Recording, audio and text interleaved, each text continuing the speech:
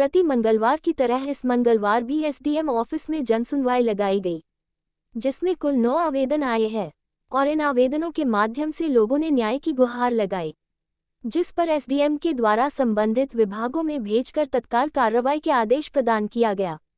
इसी के चलते कुछ लोगों ने अपनी समस्या भी मीडिया के माध्यम से साझा की।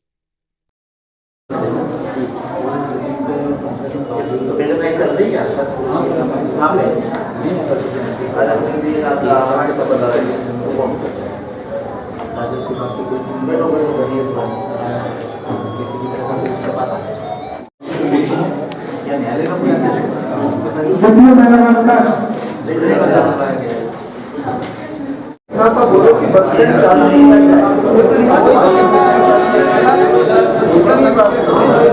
किया जाए, अगर आप बस स्टैंड चालू करेगा तो बिना कोई बात परमिशन मांगते हैं, हम दुकान का परमिशन ये इनसे मांगेंगे, बाकी साची थोड़ी परमिशन, ये कि साची ने परमिशन दी है, ये पूरा झूठी परमिशन मांगते हैं कि हमें इतनी झूठी बोलते हैं, पार्टनर यहाँ स्थापित करना है। आप जगह बताइएगा, तो नगर पालिका ने खुद अपना आदेश दिया है इसको हटाया जाए, उसके बाद भी कोई कार्रवाई नहीं हुई। खोबरागढ़ में सीएमओ साहब ने लिखा, उसका 23/4/2023 को साची पार्लर ने भी लिख के दे दिया कि इसको यहाँ से स्थानांतरित किया जाए, जहाँ इसको लगना मानी लगी। उसके बाद भी सुनवाई नहीं हुई। उसके बाद मैं हाईकोर्ट गया, हाईकोर्ट से उसका आदेश भी लिया है जी। अब हाईकोर्ट के बाद उसके हाईकोर्ट के आदेश की भी अवहेलना हो गई सर, उसका टाइम पीरियड भी खत्म हो गया, उसके बाद भी कोई कार्रवाई नहीं हो रही। तो ऐसा कैसा सर, ऐसा कैसा प्रजा मतलब शासन है कि कोई सुनवाई नहीं हो रही। हाईकोर्ट के आदेश की भी अवहेलना हो गई सर, टाइम पीरियड निकल गया उसका पूरा।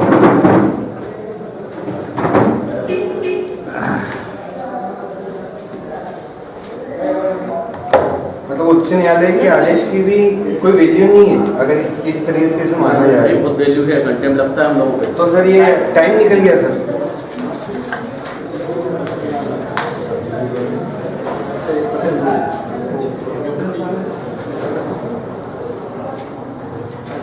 उस नगर पालिका खुद आदेश दे रही है, उस पर भी वो फॉलो अप नहीं कर रही है। नगर इंदौर नगर पालिका सर ये तो उसके आदेश को उसके अगेंस्ट लिया रेफरेंस लिखा है जी जी। 3 साल से परेशान हो रहा हूँ सर, और उसी पेपर पे कार्रवाई नहीं हो रही। मतलब कोई कहीं भी लगाते वो जायज है, और उसको हटाने के लिए कितना लंबा प्रोसेस है।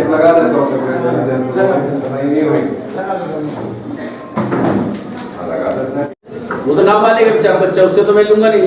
आप लोगों से आप इनका खर्चा उठाना पूरे परिवार में। कर लेता हूँ केस रजिस्टर्ड हो गया था पहले उसका बेटा ही, तो फिर इसकी आपको लगा नहीं कि मेरा छोटा बेटा मुझे भगा दिया। अब यहाँ तो आपका मकान भी नहीं है, मैं काय में रखूंगा। वो पोता है, उसके पास है।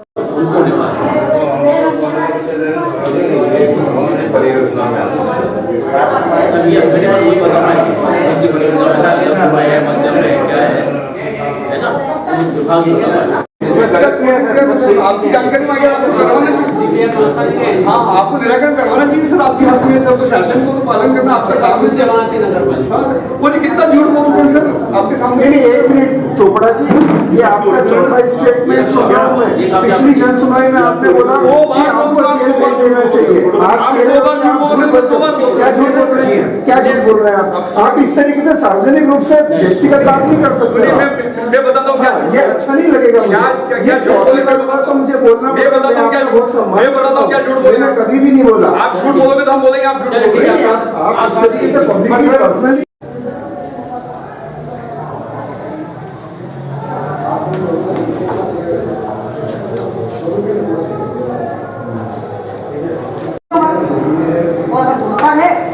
जिसमें लगाया या जिसकी जगह ना लगा वो इलाज करने का आपको देगा, देखेंगे तब हम वहाँ तक जेल तक जाएंगे।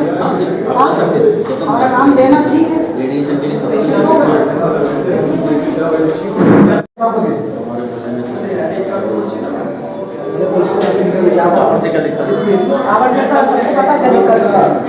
आजकल रेडिएशन का शासन ने सर्कुलर जारी कर दिया है कि रेडिएशन से कुछ नहीं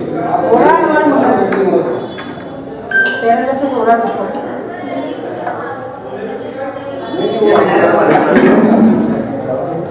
को टाइम लग गया।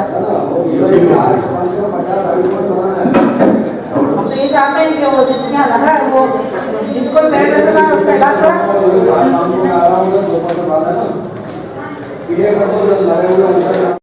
3 करोड़ से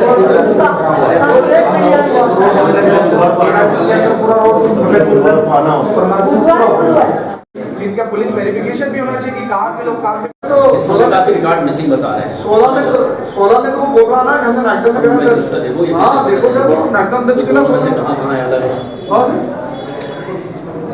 यहाँ पे ये बजट के हिसाब से पूर्व में सर्वे और वर्तमान टोटल 17 नहीं मिलेगा आपको ढूंढना हाँ वो आपके पटवारी से वेरिफिकेशन हो जाए कि ये जमीन पे उद्योगों के लिए मात्र 800 बीघा ही जमीन तो 1700 बीघा में 1000 बीघा 1000 बीघा कहाँ है 1000 बीघा जमीन नहीं होगा आपका 800 बीघा तो केस चल रहा है बाकी 1000 बीघा जमीन हो रही है हाँ और 200 बीघा भी चल रहा है और 1765 में बाकी की कहाँ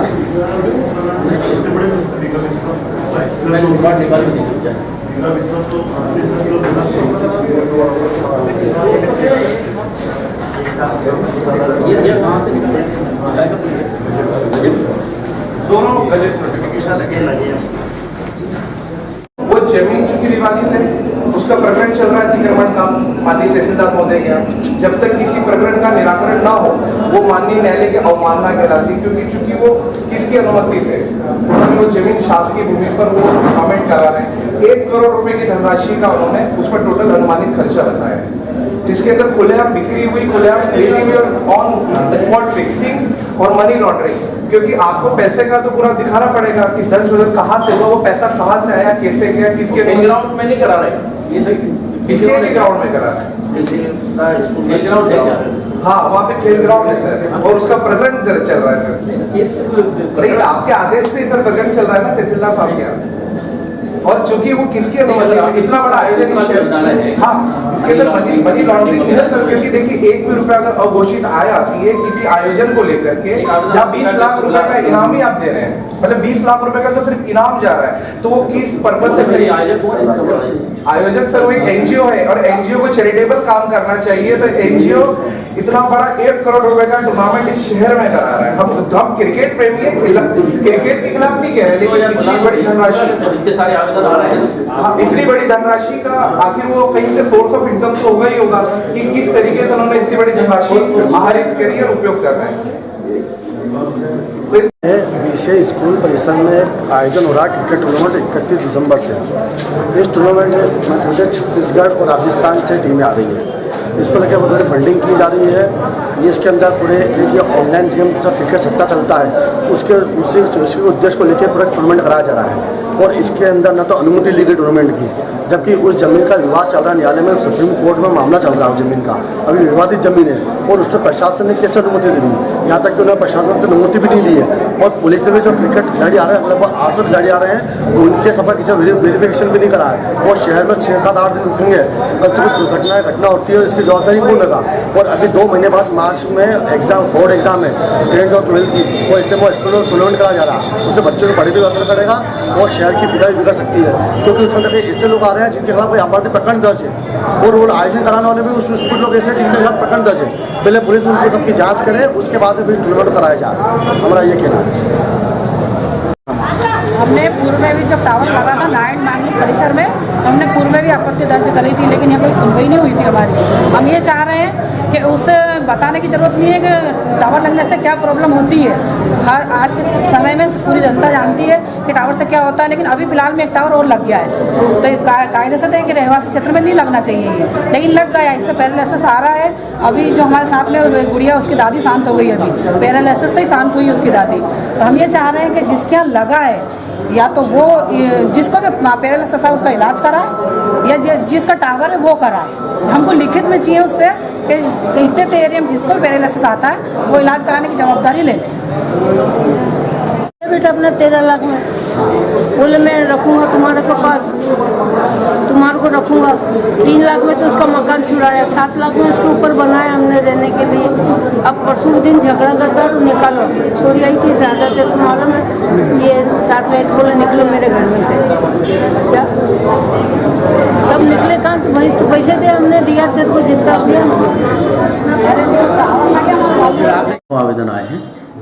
जो संबंधित विभागों को मार्क किए गए हैं। कुछ आवेदन वकीलों द्वारा प्रस्तुत किए गए हैं, तो उसमें कुछ BCI की ज़मीन के संबंध भी आया है, कोर्ट के संबंध में भी आए हैं, तो हम देख के लेते हैं। सर जो BCI ज़मीन का जो आया, BCI स्कूल की ज़मीन का, सर वहाँ से स्कूल से कुछ परमिशन वगैरह ली क्या सर उन लोगों ने, कुछ ऐसा है आपने? अभी मैं परमिशन का मेरे पास आवेदन आया है कि नहीं, मैं ये देख के फिर बताता हूँ। ठीक है, 8-9 आवेदन करी है, बाकी अरोड़ा जी से लीजिएगा। रिकॉर्ड मत करा करो यार, वैसे ही पूछ लीजिए। नहीं। हाँ बोलिए।